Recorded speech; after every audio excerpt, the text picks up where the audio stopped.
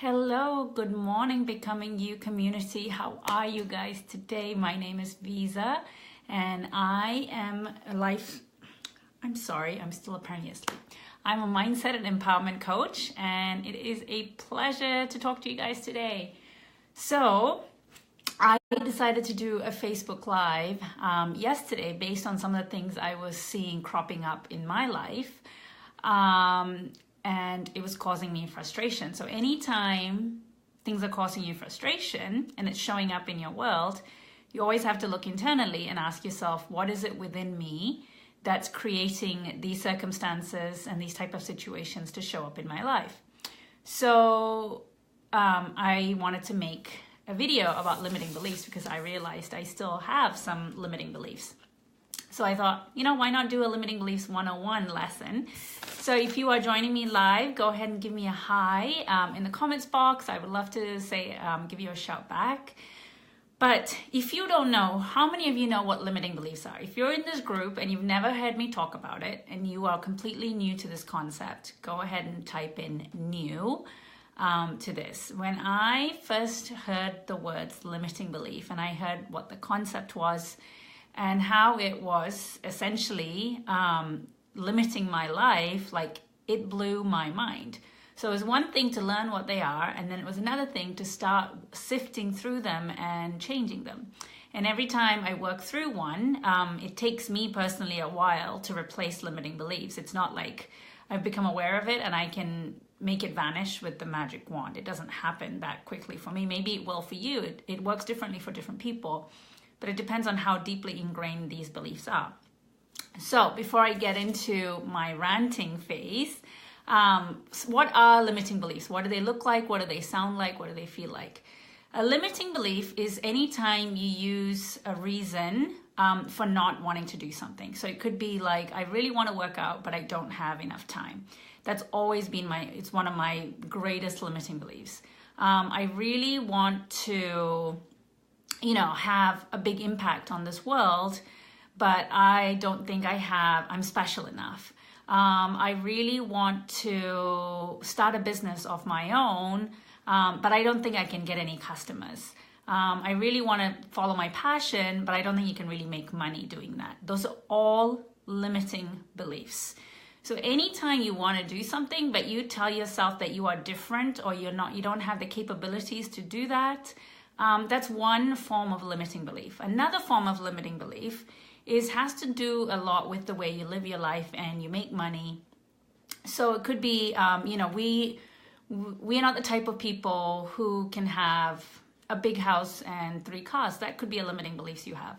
Or another limiting belief is, if I want to have a really successful business, I have to work really, really hard and never see my family because that's what it takes to build a business. This is another limiting belief. And it's not a fact, even though it feels like a fact to you, it feels like the universal truth. It is not a fact, because what is a universal truth? The universal truth is that it's true in 100% of the cases all over the world and nobody can disprove it. So a universal truth is that 1 + 1 = 2. Like, nobody can ever disprove that universal truth, right? Like the sun always rises in the east and sets in the west. That's a universal truth. But it is not the universal truth that it takes 80-hour weeks to build a successful business. That might be the truth for you to this date, but how many people can you name that have built an extremely successful business without having to work 80-hour weeks? You might not know anyone personally, but I can guarantee you that in this world of 7 billion people, there are many, many, many instances. Hey, Jasmine, there are many, many instances where people have built empires without having to work 80-hour weeks. So maybe, they might have had to do that in the short term, but they were able to leverage their time. And you might have a limiting belief that I tried several businesses before and I've never been successful, so that means I am not good at business. That's another limiting belief, right? Like, how many people have started businesses and failed several times only to go on to create empires? Like Steve Jobs, he was fired from Apple the first time he created that. Nobody got his vision. So, I heard a great quote today that said, if your dreams don't make others laugh, then you're not dreaming big enough. If your dreams don't make others laugh, then you are not dreaming big enough. I thought that was such an amazing quote, because that's what visionaries do. Visionaries have ridiculously big dreams that it seems stupid when they first say it out loud. I always go back to Steve Jobs. Like, I'm sure when he came up with the vision of creating the iPhone, of where one device could be used from a 6-year-old to a 96-year-old with the same ease, and where you could control, it became a phone, a camera, a computer, and all these million other things in one device. I'm sure people told him it couldn't be done. I heard a story the other day that Henry Ford was pretty much bankrupt when he told his engineers to go away and invent this new engine to make the car run. Like, I forget the technical terms, like 4 cylinders or whatever. And they kept telling him that it couldn't be done, that couldn't be done, that couldn't be done. Hey, Purva, thank you so much for saying hello and popping in. Henry Ford kept saying, it can be done, go away, get it done. And like, his engineers would come back and they'd say, no, it can't be done. And he'd be like, yes, it can be done, go away, get it done. And like, after like 4 or 5 attempts of his engineers saying it couldn't be done, they came back to him and said it was done. So at the time when Henry Ford came up with this vision for the modern car, nobody believed in him. They all said it couldn't be done. Okay. So those type of stories get me so fired up, because we all have a vision for our life. We do, whether you believe it or not, you have a vision for your life. It might not be to create the next iPhone or to create the next Ford, engine, but you have a unique vision for your own life. And that could be having, like abundance. It could be making more money than you ever imagined. It could be helping women in third world countries. It could be building a school or an orphanage. We all have a unique vision and a purpose for which we came into this world. And it is our responsibility to explore that vision and to voice it, to say it out loud. Because if you don't, and if it just lays within you and you are too scared to voice it, then you're not giving that dream a life. You're not giving that dream a chance. And you're not dreaming big enough. And it's because of limiting beliefs that we have. It's because society has told us that we need to stay safe, that it's not safe to take risks. And I was listening to like a 1-hour workshop by Robin Sharma, who's one of the most foremost like leading thought leaders in this world. And he's been called the Dalai Lama of India, because that's where Robin Sharma is from, but he moved to America at a very young age. And I forget the point of this story, is he was saying that our brains are wired for negativity. That's like genetically how our brains are wired. And it comes from the fact that when we were cavemen, it didn't serve us, and it risked our survival if we didn't think how everyone else thought. Like, there was safety in numbers when we were cavemen. And so, when you went out into the jungle to like find food and forage for berries, you had to always be looking out for what was dangerous around the corner, whether it was like a bear that could eat you up, or some dangerous animal that could come eat you up. So you were always like, your radar was always looking for danger. What was around there on the corner that could cost me my life? And so in today's day and age, we are still doing that, because that's how inherently our brains have been programmed from millions and millions and millions of years ago. But it doesn't serve us in today's modern world to still be thinking that way. So today, when we want to take a risk, we are still operating from what could go wrong, what danger lurks in the corner, how can I fail, is this going to get me like kicked out of society? I know that sounds ridiculous, but your gut reaction to taking a risk, that's how strong it is. And that is the visceral reaction that you get when you want to do something that's considered risky, right? That's considered different. So we are programmed to stay safe in our life forever. So that's another limiting belief, that it's not safe to step out and do your own thing, because we have been programmed by our community, our, well-meaning parents and teachers to stay safe. So if any of this is resonating with you, like, give me some hearts, give me some likes. If like this is like dropping truth bombs for you, and you're like, oh my god, yes, I have so many limiting beliefs, And limiting beliefs are sneaky. They are deceptive. They don't even like feel like a limiting belief. They just feel like that's who you are. That's part of who you are. They just feel normal. They feel like fact. And they're there in every second of every day, in every moment that you live your life. Limiting beliefs are there. And another way to detect a limiting belief is when you watch someone on Facebook or on social media and you're following someone and they really trigger you because they might be talking about the lifestyle that they live or the amount of money that they spend on things, or the vacations that they take or the business risks that they're taking.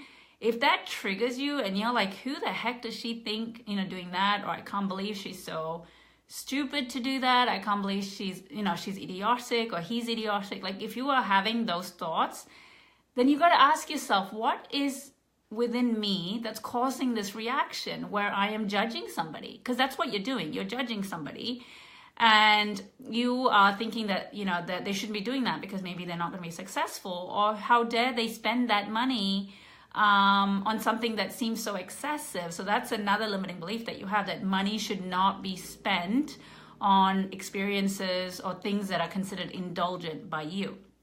So then you've got to examine your limiting beliefs around money. Like what is in me is, making me judge them on how they spend their money.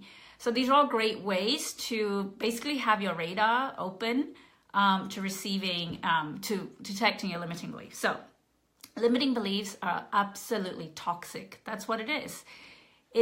They are toxic, even though they don't feel toxic, because they are keeping you stuck and small and playing small in your life. Like we all have dreams of living this blissful, happy, easy, abundant, joyful, fulfilled life. But we all tell ourselves that life cannot be lived that way. We tell ourselves that that is not a possibility, that is only available for a select few. But that's not the case. Like the successful people that you admire and that you watch, they all were beginners once. They all were amateurs once. And they were all where we are today at one point. All they did was find those toxic limiting beliefs inside of them and did something about it. They did something about it. Simple as that. Simple as that. Changing your life is simple. We just really, really overcomplicate it because these limiting beliefs, they think they're trying to help us and they think that they're keeping us safe.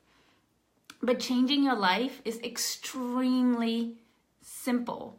The way that I clear up a limiting beliefs, and I'm like going off of topic here, the way that I clear up limiting beliefs is when I'm really scared to do something.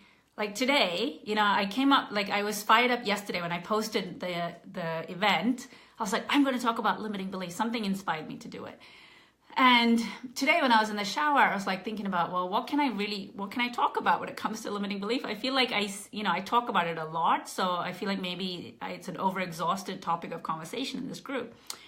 And I was scared. I was nervous. And I'm pretty much nervous every time I come on live, guys. Even though it looks like I'm having a great time, there's still a small part of me that feels very nervous because I'm like, what if nobody watches? And I'm like, what if nobody cares what I have to say? And what if I come across as stupid or I don't know what I'm talking about, right? These are all, again, thoughts that are limiting beliefs. But I asked myself a year from now, I envision my future self. Like these are a year from now, if I'm making, the amount of money that I want to be making, like 20K, 30K a month. It feels scary saying that out loud, but I'm going to say it. 20K, 30K a month. Like what would she do today? If I was the type of coach that I want to be a year from now, what would I do today? Like I would go live and I would be talking to the world about a topic that I'm extremely passionate about to empower other women. That is my mission in life, is to empower women to live their most blissful life and to make them aware that it's available to everyone. It's available to everyone. Like that is my mission, to help women find out, first of all, what the heck it is they want from life, because most of us don't know that. Like we have no idea what we want, most of us. 98% of you in this group don't know what you want, and that's okay. We all start out not knowing what we want. There are very few of us that from when we were children, we have clarity, crystal clear clarity on what we want. And even when we grow up and get those things, the course of your life changes, and your needs and your wants changes, and your desire changes, and then you have to course correct. But for most of us, when you wake up in the morning and you ask yourself, what is the big mission in your life? Like, what do you want to accomplish today that's going to put you towards accomplishing your goals? Most of us will not know. We might say, I want to save for retirement. I want to save for my kids' college. I want to find a job that I enjoy more. I want to find a career or a job. But those are not crystal clear mission. Those are all what one of my other mentors, Vishen Lakhani, calls needs-based wants, right? Like, they are needs-based. So you have a job to pay for your house, okay? So you want a house, right? So you want a house, you want to be able to afford vacations, you want to be able to have a car. So all of those things is what we think we want, and we have a job in order to earn the money to get those things. But then when we get those things, we realize, hey, wait a minute, like, I'm not waking up in the morning happy, even though I have the house, even though I have the car, even though I have the job, even though my college kids funds are looking pretty healthy. I still wake up empty. I'm not waking up with fire in my belly, ready to go. Like, so what's wrong? Like, maybe the things that I wanted are not really the things that I wanted, right? So those are needs-based desires. So what you want to ask yourself is, in order to get clear on your vision for your life, like, what do I want? Okay, so I want to have a job. Okay, then ask yourself, well, why do I want to have a job that pays me X amount of money? I want to be able to afford a beautiful house, right? So, okay, so why do you want to have a beautiful house? So that I can provide a safe and loving home for my kids. Okay, so why do you want to provide a safe and loving home for your kids? Because that makes me feel secure and comfortable, and it makes me feel like I'm in a position of power, right? If I have a beautiful house, that makes me feel powerful, or something along those lines, right? It's different for every person. But eventually, when you trickle down, when you keep digging deeper and deeper and deeper, and you go into the why will be because I want to be happy. That's essentially what the why is. So ask yourself, when you are scared of making a decision and you're afraid to go forward, ask yourself, why do I want this? Like, why do I want to start my own business? Right? I realize that it's a really scary thought for most people. Or why do I want to change careers? Or why do I want to leave this job and go to another job? And the why, if it's about the money, then ask yourself, like I said, why do I want to make more money? And get to, what is the feeling that I want to have? You want to feel secure. You want to feel abundant. You want to feel fulfilled. You want to feel like your life has meaning. You want to feel like you have a purpose. Come to the feeling of what it is that you want. When you distill, what is the feeling that you want to have? Like, you want to feel respected, right? When you distill it to those feelings, then there are numerous number of ways that you can get to those feelings. Does that make sense? Like, if you want to feel abundant, money is not the only way to make you feel abundant. It's one of the ways. How else could you feel abundant? There's probably a million different ways, right? Like, when you have tons of friends, that could make you feel abundant. When you have fresh flowers in the house, that could make you feel abundant. When you have a massage, that could make you feel abundant. So look for the feeling of the thing that you are seeking. Like, what is the feeling that having lots of money provides? And then ask the universe to deliver it to you. But I've completely gone off topic here. We started on limiting beliefs, and then we've talked about, how to create a vision based on not a needs list, but a wants list. Like, what is the feeling that you want to have? Okay. So anyway, most of us are on autopilot for our lives. We are. That's just the basic truth of it. I'm sorry to say it, but we are all on autopilot. We are not operating our life with clear intentions. Like, what is the intention that you wake up with every day? Do you set time aside to think? Because that's where intentions come from, is you getting clear on what it is you want. Do you set it's a sacred time aside for yourself to think, to get clear, to connect? And when you think is when these limiting beliefs come up. And going back to, the people that we admire and follow and we wish we could have the lifestyle that they have, they have built empires, right? They've built these beautiful lives. Like I follow some Hollywood stars and I see their, LA mansions and their cars and this abundance of life that they have. And, they have built empires. But the empires are only a reflection of the empire that's inside them, right? It's like they have worked on the seeds in their garden and it's flowering, and that's the physical manifestation of what's outside.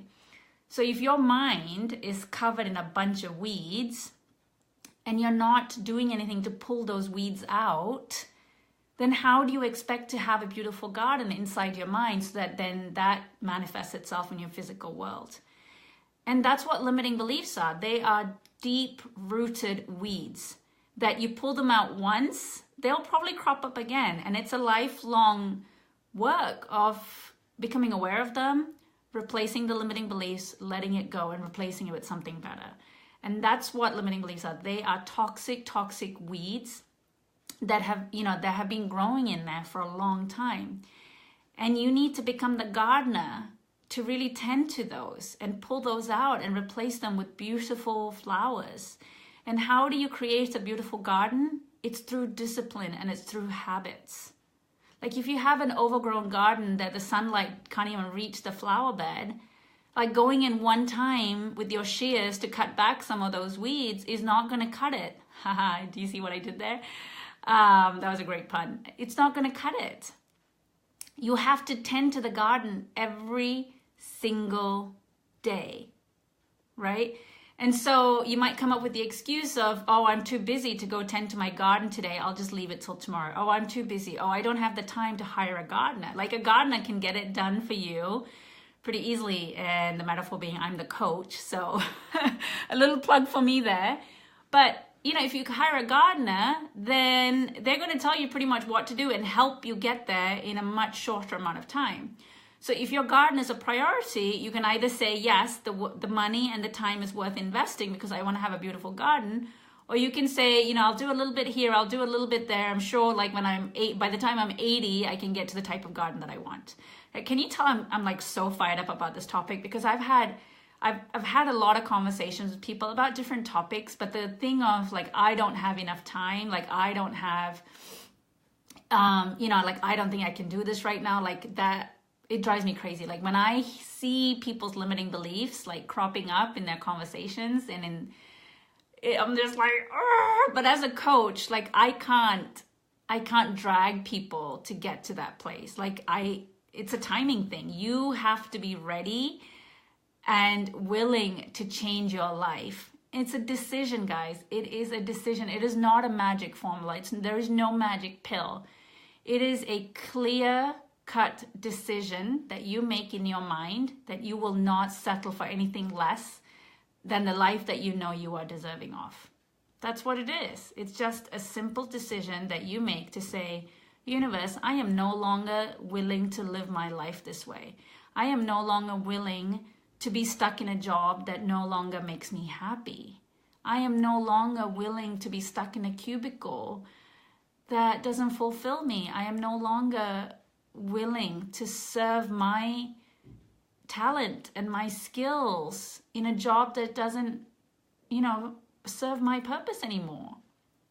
It is a decision, and all the rest of it, all the rest of the things that comes to your head as to why you cannot take that next step, every single one of those comes from a limiting belief. It does. It is so simple. Like if I break it down, it's a very simple thing.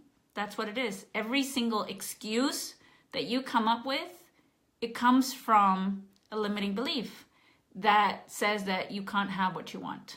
It's just trying to keep you safe.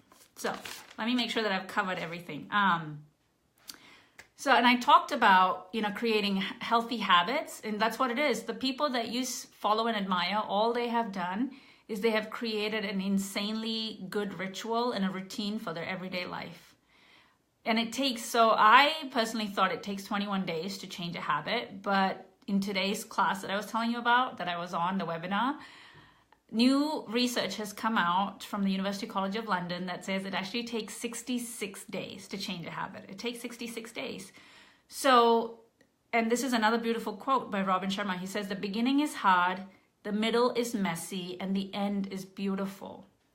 So for 66 days, it has nothing to do with willpower. For the first 66 days, yes, it does have something, it does take willpower to change your habits and to change your thinking. But if you stick to those 66 days, then it becomes automatic.